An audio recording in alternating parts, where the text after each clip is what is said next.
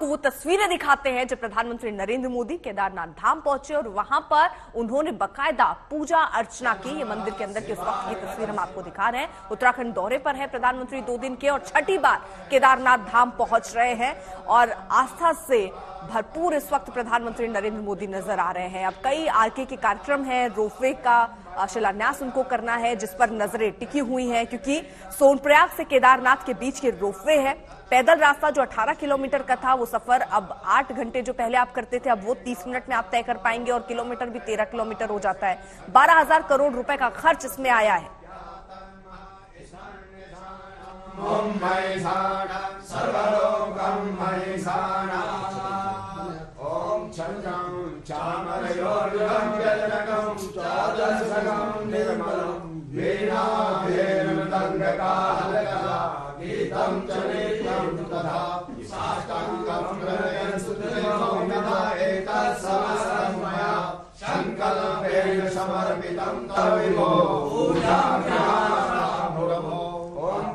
त्रिगुणाकारं त्रिनेत्रं त्रिदायनं नास्ति जन्मकामसंहारं बिल्वल्कं शिवाहं यावासमयमाघासमय किरासमय मुक्तासमय दीवारां। तो ग्राउंड पर आज तक की टीम मौजूद है। शुभांकर हमारे साथ मौजूद है, केदारनाथ धाम में उनकी मौजूदगी है। शुभांकर, अब इंतजार रोपवे के उद्घाटन का, क्योंकि ये एक ऐसा जरिया होगा जो बाबा तक और आसानी से और जल्दी भक्तगणों को पहुंचा देगा।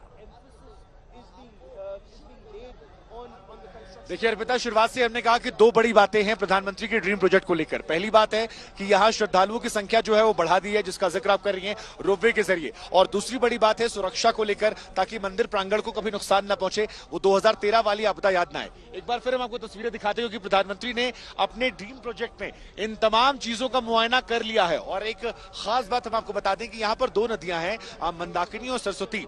और पिछली बार जब यहां से फ्लड आया था तो इस बार फ्लड ना आए, इस बार उसके लिए इंतजाम क्या किया गया है कि पहाड़ के बगल में एक बड़ी बड़ी बिल्डिंग खड़ी की गई है और उसके तरफ नीचे खाई कर दी गई है, ताकि अगर ऊपर से कोई मलबा या पानी आता है तो फिर वो यहां से नीचे बह जाएगा। इस तरफ से मंदाकिनी है और यही दीवार जो है जब आप घूम कर इधर जाएंगे तो वो सरस्वती के लिए है। और यहां से थोड़ी दूरी पर इन दोनों का संगम है, वहां पर भी एक घाट बनाया गया है जहां पर प्रधानमंत्री अब से थोड़ी देर बाद जाएंगे। तो मंदाकिनी और सरस्वती को लेकर जो घाट है वहां पर प्रधानमंत्री जाएंगे, वो भी इस ड्रीम प्रोजेक्ट का हिस्सा है, ताकि ये जो पूरा परिसर है, प्रांगण है, ये सुरक्षित रहे।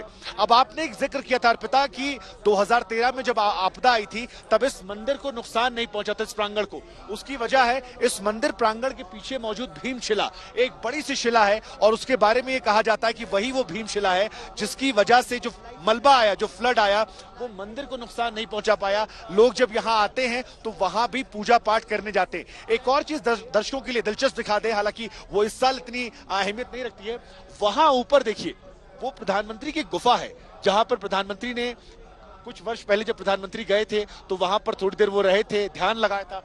वो गुफा जो है उसको प्रधानमंत्री मोदी के नाम से ही लोग अब जानने लगे हैं। प्रधानमंत्री मोदी के बाद उसका निर्माण जो अच्छे से कराया गया और उसे मोदी गुफा के तौर पर लोग कहते हैं। और कल जब हम यहाँ लोगों से बात कर रहे थे तो कई लोग ये कह रहे थे कि लोग मंदिर के दर्शन करने जब आते तो सबसे पहला सवाल ये था बीते कुछ सालों में कि मोदी गुफा कहां पर है, हमें मोदी गुफा देखनी है।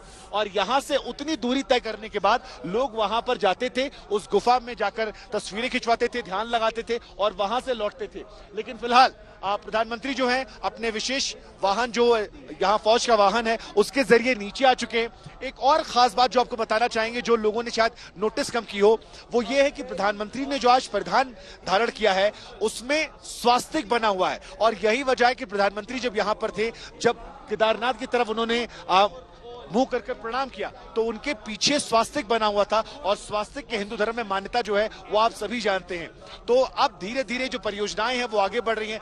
बद्रीनाथ भी प्रधानमंत्री यहां से जाएंगे, वहां पर भी कई परियोजनाओं को सौगात देंगे। माड़ा जाएंगे, जो चीन के नजदीक गांव है, भारत का आखिरी गांव है, वहां पर भी जाएंगे। लेकिन अभी प्रधानमंत्री फिलहाल यहां पर मौजूद हैं और लगातार हर एक काम का बारीकी से मुआयना कर रहे हैं। सबसे बड़ी बात यह है वो लोगों से मुलाकात कर रहे हैं, उन लोगों से जो निर्माण कार्य में लगे हुए हैं, क्योंकि प्रधानमंत्री का ये ड्रीम प्रोजेक्ट है और ड्रीम प्रोजेक्ट में कैसे इस जगह को और ज्यादा सुरक्षित बनाया जाए, कैसे यहाँ श्रद्धालुओं को और ज्यादा सहूलियत दी जाए, कैसे और श्रद्धालुओं को यहाँ आया जाए, यही मुख्य कारण है। लेकिन ये स्वास्तिक जो है, आज प्रधानमंत्री को लेकर दो बातें गौर करने वाली थी।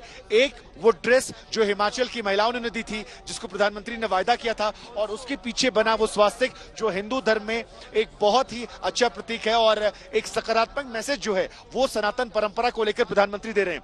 लेकिन एक और बात जो बार बार गौर करने वाली है और जो दर्शकों को, आज तक के दर्शकों को जो देश दुनिया में बैठे हैं, उन्हें समझना चाहिए कि जब आप केदारनाथ के पहले काशी कॉरिडोर का निर्माण करते हैं, महाकाल कॉरिडोर का निर्माण करते हैं, अयोध्या में राम जन्मभूमि के पास मंदिर बनवाते, बड़ा मंदिर भव्य बनता है, तो फिर प्रधानमंत्री इस बात को समझते हैं कि केवल यहां पर बात आस्था की नहीं है, उन्होंने आस्था को लोगों के जीवन से जोड़ दिया है और इसका असर जो है वो अलग अलग शहरों में देखने को मिल रहा है। आज आप बनारस जाएंगे, वहां पर भीड़ जो है वो ज्यादा हो गई है, लोग ज्यादा जा रहे हैं, जिससे स्थानीय स्तर पर रोजगार जो है, विकास जो है वो बेहतर हो गया है। उज्जैन आप देखेंगे, महाकाल की नगरी है, और यही केदारनाथ। लेकिन केदारनाथ में अर्पिता जाते जाते खास ये है कि यहाँ केवल 6 महीने लोग कमाते हैं। आपको ये समझना होगा, यहाँ परिस्थितियां अलग है। 6 महीने के बाद अभी जो 27 तारीख कपाट बंद होंगे, ये लोग नीचे चले जाएंगे। ऐसे में उस 6 महीने में अगर भीड़ ज्यादा आएगी तो यहाँ लोगों की कमाई का जरिया रहेगा, ये लोगों के लिए जीवन जीने का भी एक जरिया बन जाएगा, जो आस्था भक्ति के साथ बना हुआ है। आचार्य शैलेश तिवारी, देखिए, राजनीति के अग्निपथ से निकल के प्रधानमंत्री नरेंद्र मोदी आज भक्ति पथ पर नजर आ रहे हैं।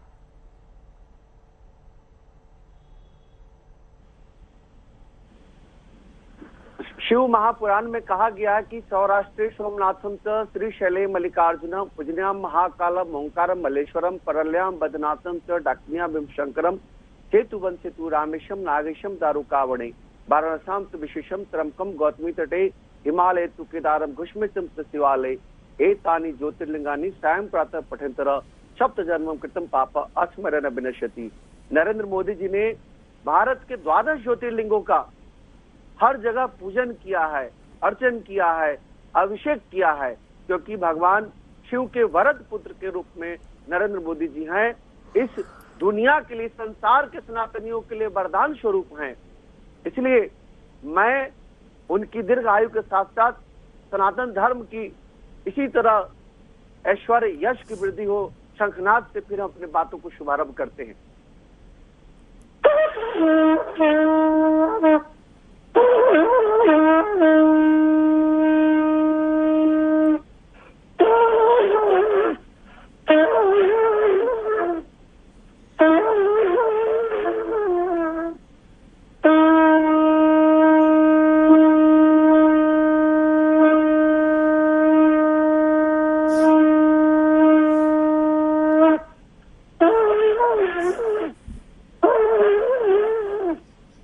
अर्पिता जी, जो पंच केदार है, जिसमें तुंगनाथ, रुद्रनाथ और बाबा केदार, यह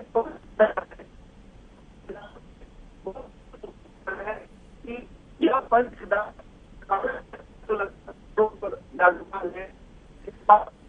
बिल्कुल, यानी आचार्य शैलेश तिवारी, जिस तरीके से आप बता रहे हैं कि प्रधानमंत्री नरेंद्र मोदी जिस तरीके से एक भक्ति को आगे बढ़ाकर, जैसा हमने बनारस में कॉरिडोर को देखा, काशी विश्वनाथ कॉरिडोर को लेकर देखा, महाकाल को देखा, उज्जैन में जिस तरीके की तस्वीरें देखी, तो एक खास लगाव, और उन्होंने एक रोजगार का अवसर भी जाहिर तौर पर यहां पैदा किया ऐसी जगहों पर, भव्य मंदिर के निर्माण से या कॉरिडोर के निर्माण से। तो यह आस्था के साथ साथ लोगों के बारे में भी प्रधानमंत्री नरेंद्र मोदी सोचते हुए नजर आते हैं। स्वामी जी।